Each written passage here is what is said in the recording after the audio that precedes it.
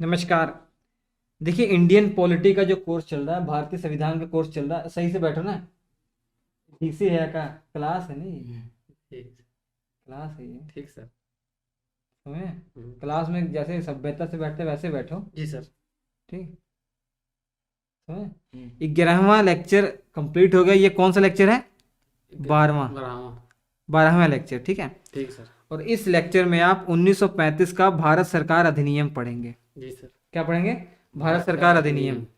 अब देखिए, government of India act हम पढ़ने वाले हैं, मगर याद रखिए 1919 का जो एक्ट था इससे पहले, वो बहुत ही इंपॉर्टेंट है। वो सारी बातें आप दिमाग में रखिएगा। जी सर। उसमें इंपॉर्टेंट पॉइंट क्या थे 1919 वाले एक्ट में, जिसे मोंटेग्यू चेम्सफोर्ड सुधार कहते हैं? जी सर। क्या थे बताइए?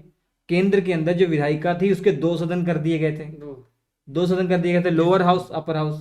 जी और सर। प्रांतों में द्वैध शासन शुरू कर दिया गया। जी सर।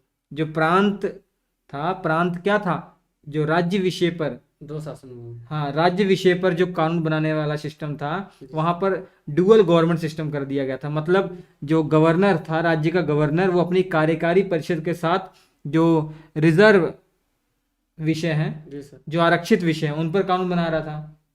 ठीक जी है। सर। और जो हस्तांतरित विषय हैं उन पर भारतीय मंत्रियों के साथ मिलकर कानून बना रहा था। जी सर।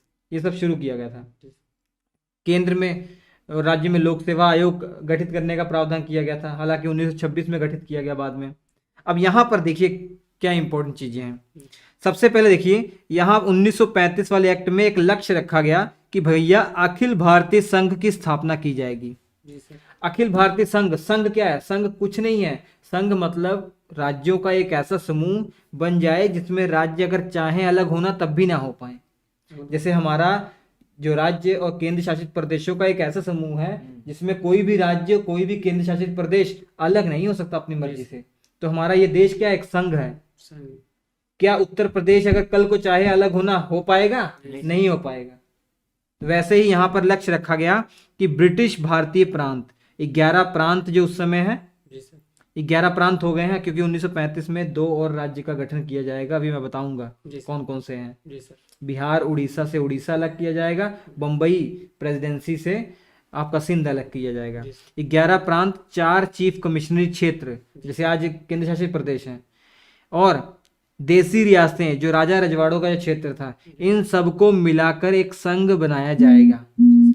लेकिन एक शर्त रखी गई, ये तभी संघ बन पाएगा जब देसी रियासतों की कुल आबादी का 50% आबादी शामिल हो। जी सर। मतलब 600 से ज्यादा देसी रियासतें हैं, इतनी देसी रियासतें शामिल हो जाएं ताकि पूरी देसी रियासतों की अगर जनसंख्या काउंट की जाए, उसका आधी जनसंख्या उन देसी रियासतों का हो जो हमारे अंदर समाहित होना चाह रही हैं, जो संघ बनाना चाह रही हैं। जी सर। मतलब फॉर एग्जांपल 600 से ज्यादा देसी रियासतें हैं। जी। 600 से ज्यादा देसी रियासतें हैं। मान लो 200 देसी रियासत इस संघ में शामिल होना चाह रही हैं। अगर इन 200 की जो जनसंख्या है, जी सर। वो इस टोटल 600 देसी रियासतों को जो मिला के जनसंख्या उसका आधे से अधिक हो जा रहा है, जी सर। तब ये संघ बन जाएगा। अगर मान लीजिए 500 देसी रियासतें शामिल होना चाह रही हैं, लेकिन इन 500 की जो जनसंख्या है कुल देसी रियासतों, 600 देसी रियासतों का आधे से कम है, तो ये शर्त पूरी नहीं होगी, संघ नहीं बनेगा। ठीक है। लेकिन ये संघ बन नहीं पाया। 1935 में जो लक्ष्य रखा गया था इस संघ को बनाने का, लेकिन बन नहीं पाया। कारण क्या था? देसी रियासतें इसमें शामिल नहीं हुई। देसी रियासतें इसमें शामिल नहीं हुई, इसलिए लागू नहीं हो पाया। अब देखिए दूसरा इंपॉर्टेंट पॉइंट दिखाई दे रहा, जी सर। वहां दिखाई नहीं दे रहा स्क्रीन पे।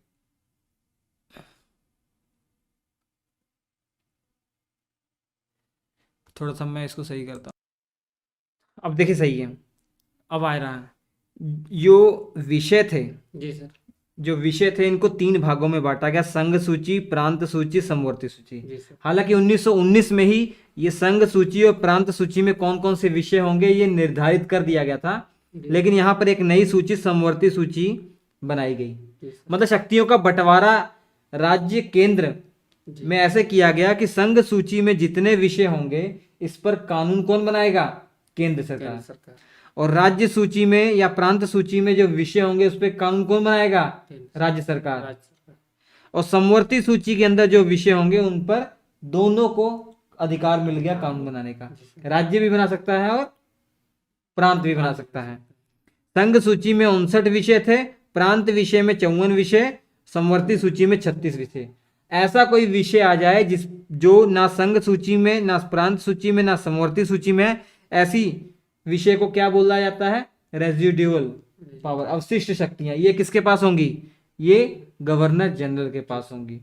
मतलब ऐसा कोई विषय जो ना ही संघ सूची में शामिल हो, ना प्रांत सूची में, या ना समवर्ती सूची में हो, उस पर कानून बनाने का अधिकार किसके पास होगा? Governor general. जैसे हमारे यहाँ जो रेजिडुअल पावर है, जी अवशिष्ट शक्तियां, ये संसद को दी गई हैं। ठीक है, क्लियर हो गया? समझ में आ गया इतना? दूसरा पॉइंट। तीसरा पॉइंट देखिए, प्रांतों के अंदर द्वैध शासन को अब समाप्त कर दिया। जी सर। प्रांतों के अंदर द्वैध शासन बताइए कब शुरू किया गया था? 1919 का जो एक्ट था, इसी के माध्यम से प्रांतों में द्वैध शासन, डायरकी, डुअल गवर्नमेंट सिस्टम शुरू किया गया था। अब वहां से समाप्त कर दिया। अब यही सिस्टम कहां लगा दिया गया? केंद्र में लगा दिया गया। यही सिस्टम कहां लगा दिया गया? केंद्र में लगा दिया गया। केंद्र में द्वैध शासन शुरू कर दिया गया। अब केंद्र को किस विषयों पर कानून बनाने का अधिकार था? संघ सूची। अब संघ सूची जिस पर केंद्र कानून बनाती है, इस संघ सूची को दो भागों में बांट दिया, जैसे राज्य में किया गया था। एक आरक्षित विषय और एक हस्तांतरित विषय। संघ सूची में जितने भी विषय थे, अभी बताया ना मैंने इससे पहले वाले वीडियो में, 59 विषय थे, इनको दो भागों में बांट दिया, कुछ आरक्षित और कुछ हस्तांतरित। आरक्षित विषय जो सबसे ज्यादा इंपॉर्टेंट विषय थे वो आरक्षित थे, रिजर्व्ड विषय थे। जो ज्यादा इंपॉर्टेंट नहीं थे उनको कहाँ रखा गया? हस्तांतरित में। अब आरक्षित विषयों पर कानून कौन बनाएगा पता है? जो वायसराय हैं वो एग्जीक्यूटिव काउंसिल के साथ मिलकर इस पर कानून बनाएंगे। और पिछले वीडियो में आपने देखा, इस कार्यकारी परिषद में 3 इंडियन कम से कम होना अनिवार्य कर दिया गया था। तो वायसराय एग्जीक्यूटिव काउंसिल के साथ मिलकर आरक्षित विषयों पर कानून बनाएंगे। ये कार्यकारी परिषद जो है ये किसके द्वारा चुने जा रहे हैं? वायसराय के द्वारा चुने जा रहे हैं। तो ये वायसराय के ही तो हितैषी होंगे, वायसराय के ही तो फेवरेट होंगे। जी सर। तो जैसा वायसराय चाहेगा वैसा काम होगा। तो जो इंपॉर्टेंट विषय हैं, जैसे टैक्स हो गया, फाइनेंस हो गया, जो वित्त हो गया, और इसके अलावा जो पुलिस वाला सिस्टम हो गया, रक्षा वाला जो सिस्टम हो गया, वो सारा का सारा आरक्षित विषय में। जो शिक्षा चिकित्सा वाला क्षेत्र वो हस्तांतरित विषय में रखा गया। इस पर कानून कौन बनाएगा? वायसराय अपनी इंडियन मिनिस्टर के साथ। जो विधान परिषद में जो इंडियन मिनिस्टर हैं, भारतीय मंत्री हैं, विधायिका के अंदर जो भारतीय मंत्री, उनके साथ मिलकर वायसराय कानून बनाएगा। देख लीजिए सिस्टम, समझ रहे हैं? जी सर। तो मतलब अपनी एग्जीक्यूटिव काउंसिल को इसने ज़्यादा पावर, जो इंपॉर्टेंट विषयों पर कानून बनाने का अधिकार दिया। तो ये तीसरा पॉइंट अच्छे से क्लियर हो गया होगा। मतलब तीसरा पॉइंट ये है, केंद्र में द्वैध शासन शुरू होगा, ये तीसरा पॉइंट है। चौथा, 2 नए प्रांत बनाए गए, सिंध और उड़ीसा। सिंध देखिए, ये पहले ये क्षेत्र था, ये वाला जो राज्य है, प्रांत था, ये बिहार और उड़ीसा इसका संयुक्त रूप से नाम था। अब यहाँ से उड़ीसा अलग कर दिया गया। और ये आपका बम्बई प्रेसिडेंसी है। सिंध भी बम्बई प्रेसिडेंसी का हिस्सा था, लेकिन अब सिंध अलग प्रांत बना दिया गया। तो इस प्रकार से टोटल 11 प्रांत हैं। जानते हैं कौन कौन से? यूनाइटेड प्रोविंस, ये देखिए यूनाइटेड प्रोविंस, मुख्य तौर पर आज यूपी और उत्तराखंड वाला इलाका। मद्रास, ये देख लीजिए मद्रास है। बंगाल, ये देख लीजिए बंगाल, जो आज बांग्लादेश वेस्ट बंगाल वाला इलाका है। आसाम, ये देख रहे हैं आप आसाम। पंजाब, ये देख रहे हैं आप Punjab. North west front province, यहाँ पे देखिए पाकिस्तान में इलाका पड़ता है, north west front province, NSWFP बोलते हैं। उत्तर पश्चिमी सीमा प्रांत। सेंट्रल प्रोविंस, ये जो आप आज का मध्य प्रदेश है। बॉम्बे, ये बॉम्बे प्रेसिडेंसी, आज महाराष्ट्र और गुजरात वाला इलाका। बिहार, ये देख लीजिए बिहार यहाँ पे है। उड़ीसा और सिंध, ये नए राज्य बनाए गए, बता दिया मैंने। ठीक है। और 5वां पॉइंट इस एक्ट का है कि RBI का गठन किया गया। RBI का गठन किया गया। भारत की मुद्रा पर कंट्रोल करने के लिए RBI, reserve bank of India का गठन हुआ। मतलब रिजर्व बैंक ऑफ इंडिया के गठन की बात प्रावधान किया गया, हालांकि गठन तो 1937 में हुआ। 1937। हाँ, यहाँ प्रावधान कर दिया गया कि एक आरबीआई का गठन करना है, जी रिजर्व बैंक ऑफ इंडिया की स्थापना करनी है। लेकिन इस एक्ट के माध्यम से तो प्रावधान किया गया था, जी लेकिन इसको बनाया कब गया? 1937 में। तो 5 पॉइंट इंपॉर्टेंट हो गए। मैं पहले बता दूं, ये 1935 का जो एक्ट पढ़ रहे हैं ना, ये इतना इंपॉर्टेंट है हमारे संविधान के अंदर। जी जो हमारा संविधान है, इसमें 60% जो सीटें लगभग है ना, 60% जो हिस्सा है वो इसी एक्ट का है। इतना इंपॉर्टेंट है ये, इतना इंपॉर्टेंट है कि 1947 में हमारा देश आजाद हुआ, जी सर। और हमारा जो कानून संविधान कब लागू हुआ? 26 जनवरी 1950। तो 1947, 15 अगस्त 1947 से 26 जनवरी 1950 तक हमारे देश के अंदर ये 1935 का ही कानून काम कर रहा था। इसी के अकॉर्डिंग देश चल रहा था, जी सर। क्योंकि जो हमारा संविधान तो वो 1950 में बना, जी सर। 26 जनवरी 1950 में लागू हुआ, जानते हैं। इतना बड़ा था कि इसमें 321 आर्टिकल थे, 14 भाग थे और 10 अनुसूचियां थी। तो नेक्स्ट पॉइंट, 5 पॉइंट क्लियर हो गए अच्छे से। नेक्स्ट पॉइंट, बर्मा को भारत से अलग करने का फैसला ले लिया गया। ये प्रावधान कर दिया गया कि बर्मा को भारत से अलग कर दिया जाएगा, लेकिन भारत से अलग कब किया गया? 1937 में।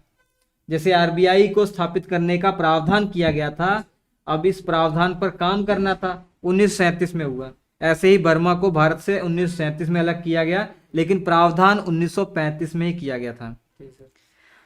मताधिकार, हमारी आम जनता को भी वोट देने का हिस्सा अधिकार मिल चुका है। 1919 के एक्ट में बताया था मैंने। जी सर। वो केंद्र की विधायिका और राज्य की विधायिका के सदस्यों को चुन सकते थे, जी सर। लेकिन केवल कुछ ही लोग चुन सकते थे। 17,000 लोग ही केवल वोट देने के अधिकारी थे, लेकिन यहाँ पर अधिकार को और बढ़ाया गया। अब लगभग 3 करोड़ लोग वोट कर सकते हैं। जी सर। कितने? 3 करोड़। मतलब पूरी जनसंख्या का लगभग 10% हिस्सा अब वोट देने के अधिकारी है। जी सर। कौन से वोट में ये हिस्सा लेंगे? जो केंद्र के अंदर लोअर हाउस, ये जो मैंने बताया था जो सदस्य निर्वाचित हो रहे जी हैं सर। उनका, और राज्यों में भी ऐसे सिस्टम, ठीक है। और संघीय न्यायालय की स्थापना करने का यहाँ प्रावधान किया गया। बोला गया कि संघीय न्यायालय एक स्थापित किया जाएगा दिल्ली में, और किया गया। कब किया गया? 1937 में। 1935 में तो प्रावधान किया, काम कब हुआ? 1937 में।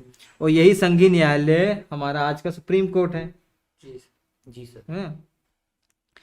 और सेपरेट इलेक्टोरेट सिस्टम जो था ना, केवल अब पहले देखा आपने मुसलमानों के लिए था 1909 में, जी सर। लेकिन उसके बाद ईसाइयों के लिए, जमींदारों के लिए ये सब बढ़ाया गया था। अब यहाँ पर और विस्तार किया गया। दलित समाज के लिए भी सेपरेट इलेक्टोरेट सिस्टम बढ़ाया गया, महिलाओं के लिए भी, मजदूरों के लिए भी। हालांकि जो दलित वर्ग है इसमें कम्युनल सेपरेट इलेक्टोरेट सिस्टम नहीं था। जी। मतलब ऐसा नहीं था कि जो क्षेत्र रिजर्व है दलित समाज के लिए, वहां पर कैंडिडेट तो दलित वर्ग का खड़ा होगा, लेकिन वोट सब करेंगे। लेकिन मुसलमानों के लिए क्या था? जो मुस्लिम क्षेत्र रिजर्व है वहां पर कैंडिडेट भी मुस्लिम खड़ा होगा, उसको वोट देने वाली उस क्षेत्र के केवल मुस्लिम लोग ही होंगे। ठीक है, यहाँ पर दलित वर्ग के लिए ऐसा नहीं था। ये सीटें कहाँ पर रिजर्व की गई? केंद्रीय विधायिका और राज्य की विधायिका में। जो विधानमंडल है, समझ रहे हैं नहीं, जी सर। कानून बनाने वाला सिस्टम है, जी सर। उसमें एग्जीक्यूटिव काउंसिल में नहीं। वायसराय की 2 काउंसिल, एक कार्यकारी परिषद है और एक दूसरा कानून बनाने वाला विधानमंडल, जैसे संसद है। जी। विधानमंडल में जो आज की संसद जैसे है ना, उस समय जो विधायिका थी, विधान परिषद, उसके अंदर ये सीटें रिजर्व है। जी। ठीक है, तो ये इंपॉर्टेंट चीजें हैं 1935। आखिरी इंपॉर्टेंट प्रांत, टोटल प्रांत कितने थे?